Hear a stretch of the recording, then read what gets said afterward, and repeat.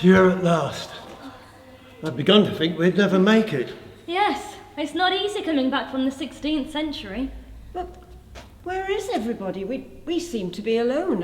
I thought at least our host would be here to greet us. Well, are we definitely in the right place? What did the invitation say? It simply says you are invited to dinner at St Helen's Church, Ashby de la Zouch, in the year of our Lord 2022. Well, I expected the church to have changed since we were here nearly 500 years ago, but I barely recognise this place at all. It's so big. Yes, and yet in some ways it seems as if we never left. Well, in some ways we never really did. Only our souls left. I suppose our bodies still lie somewhere beneath the floor. Our souls are the most important part. Well, the good people of 2022 must be very devout to need such a big church. Ah, good evening. I'm glad to see others have arrived now. Who's that? Can you see? Perhaps it's our host, but I can't see anyone. I was expecting the host to be a man. Why? Does it say that on the invitation? No, it doesn't give any clues to who invited us, or for that matter, why. Hello, I said good evening. I'm up here, above the door. Oh, good evening, mistress. Thank you for inviting us. Oh, I didn't invite you. I too am an invited guest. Do you know who the host is? No idea. The invitation just said to be here, so here I am. Marjorie Wright, at your service. Honoured to meet you, mistress.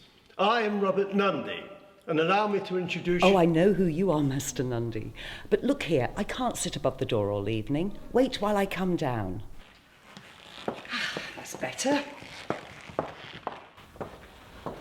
Now we can get properly acquainted. Honoured to meet you, Mistress Elizabeth. And you, Mistress Alice. Have we met? How do you know who we are? Oh, Master Nundy, we've never met. You died in 1526 and I was born some 30 years later. But I recognise you and your two wives from the images on your splendid memorial plaque. It's on the floor, just down here. Just... Oh. Yes, it was something of a surprise to us too to see it here on the wall. I mean, we always assumed we were still lying beneath it. Well, at least you don't have to suffer the shuffling feet of the congregation anymore, do you? Poor Elizabeth, they've quite worn away your nose. Well, luckily it only happened to my effigy and not my real face. Oh dear, the whole plaque is not as I intended it to be. Of course, I never saw it in life myself. Oh, but I did, and I can tell you it looked very different. It was painted and gilded and looked most magnificent. But who are you, mistress? I mean, we know your name, but we know nothing about you. I suppose you lived in Ashby? Well, I was born here, but when I married my first husband, Master Godin, we went to live in London. He had obtained a position at St Clement Danes, you see. Alas, he died in 1603 of that October. You married again. You said your name was Wright. Oh yes, I couldn't face life as a lonely widow. So I married my dear Gilbert Wright at Christmas of that same year. Ah, yes, I can sympathise with that. I found myself in a similar position when my dear Elizabeth passed away. So I took Alice as my second wife. Don't look down your nose at me, lady. Just because, unlike your effigy, you have one to look down. Ladies, please. So, Marjorie, how did you come to be sitting there above the door if you've lived in London all your life? Ah, well, Master Nundy, that was in recognition of my legacy, you see. I was a rich woman, but I wanted to give something back to the people of the town of my birth. So I left money to buy gowns yearly for the poor and aged, and my trustees also invested in land locally and bought apprenticeships for local boys with the rents. Ah, I wonder if that's why we've all been invited here. Allow me to present myself. Simon Ash, at your service. Good evening, Master Ash.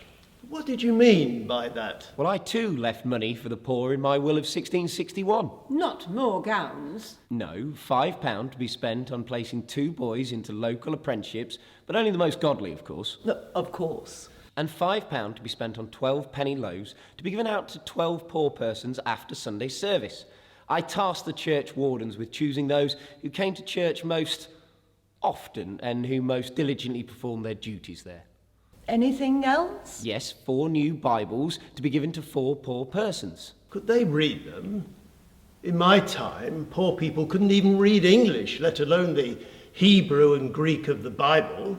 Well, I'm sure they treasured them and put them to good use. By the way, the Bible was available in English by then. Really? Well, how extraordinary. What about you, Master Nundy? If it's right we've all been invited here because of our legacies, what, pray, was yours? Well, I left money too, but for a different purpose. Look. A card. It is surely meant for us. Read it to us, Robert. It says, "Good evening, ladies and gentlemen, and welcome to St Helen's Church. Please make your way to the table in the Hastings Chapel, which you will find to the right of the high altar. Your host will be with you soon." But who is our host? Doesn't say.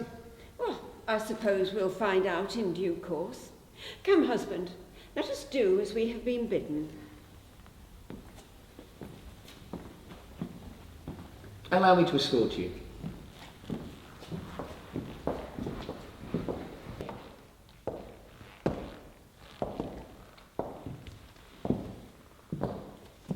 What are you doing?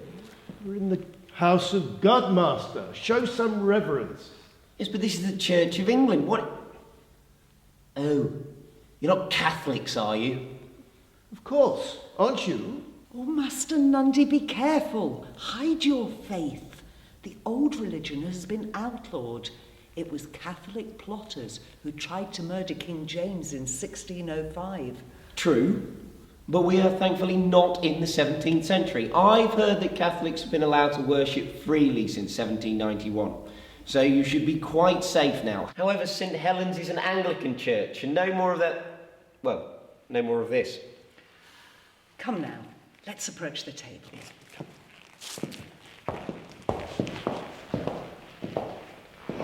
The old religion?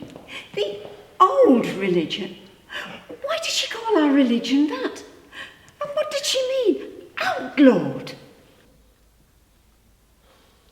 Our husband is quite speechless, sister. But there was something of it in the air even when I was still alive. That dreadful man Martin Luther and his so-called Protestants.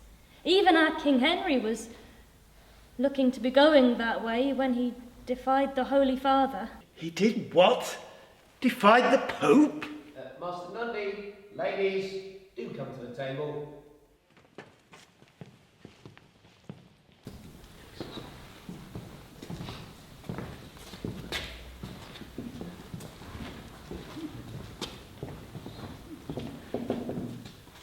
Look, there's places for all of us, and our names are on these cards.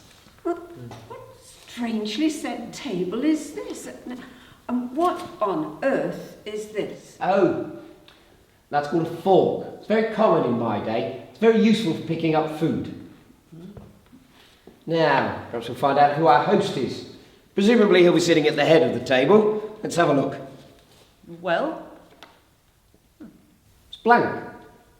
What can that mean? A careless servant forgot to write the name. I wonder who it could be.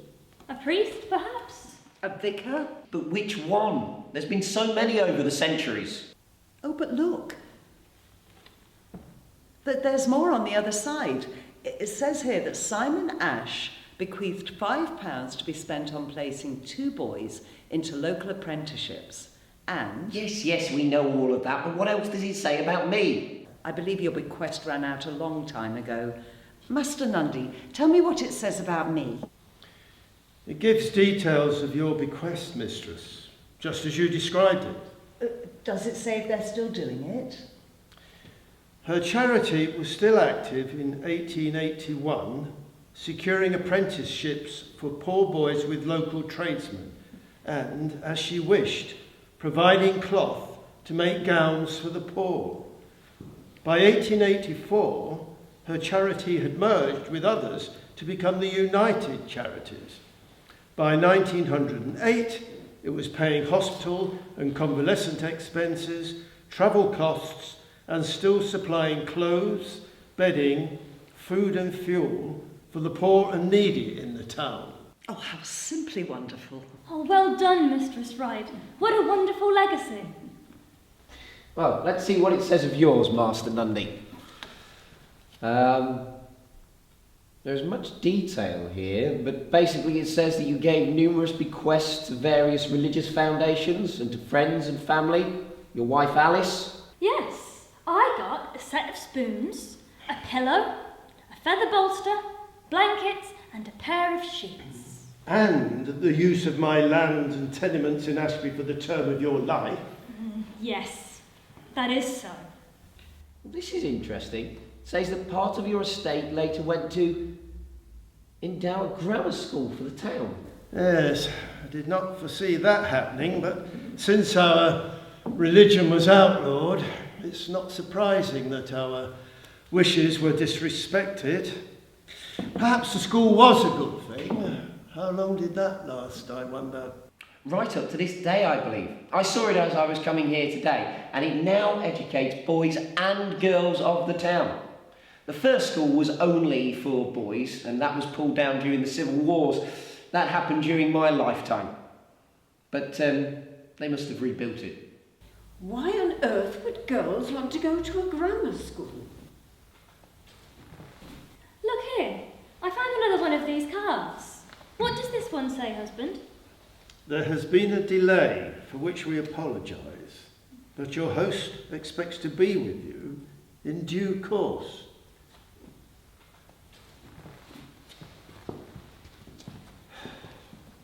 Well, this is a fine way to treat guests, I must say. They've taken the trouble to be here. First of all, there's no one here to receive us, and now our host tells us he's going to be late. What does his card say about his legacy, Master Nundy? Open it up. How extraordinary. What? What is it? Really don't care what it says. I'm not interested in legacies. I'm hungry. When are we going to eat? It's blank. There's nothing written here at all. Well, maybe he didn't leave anything. Or hasn't left anything yet. What do you mean? I mean, he isn't the late Master so-and-so, or at least not yet. He isn't dead. That's why he can't come and meet us here in the afterlife. He was expecting to die soon and therefore invited us as some sort of welcoming party. But then he unexpectedly recovered and therefore his arrival is delayed. So, do we have to wait for him to die before we get to eat? But that could be years. Well, let's hope for his sake it is years. But there seems little point in remaining here now. There is one thing that still puzzles me, though. Why us? Why did he choose us for his welcoming party? Perhaps he knows us from our memorials here in his church and in our legacies. Perhaps he just wants to meet us to find out what we were like, what we are like. I mean, there's so many fine memorials in this church. Surely some of the other people left legacies? Well, we won't find the answer to all these questions until we meet him, which clearly isn't going to happen now, so let's be on our way. I'll just leave him a note to let him know that we did respond to the invitation, and that we'll be quite happy to meet him at his convenience.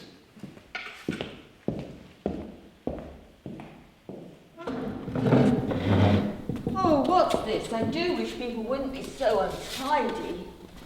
What does it say? We came, but there was no one here. Please invite us again at your convenience. How strange. That's really odd. Oh, well, let's go and put the kettle on. So, by the way, how's your brother? I heard he was in hospital. Oh, much better, thank you. Yes, doctors feared the worst, but thankfully he's making a good recovery. It must have been such a worry for you. Yes, but he has made a good recovery, and he'll be home tomorrow, and we're hoping that soon he'll be back doing his research into the memorials at the church. Lovely. That is such good news. Yes, we're so very pleased. So good to have him back with us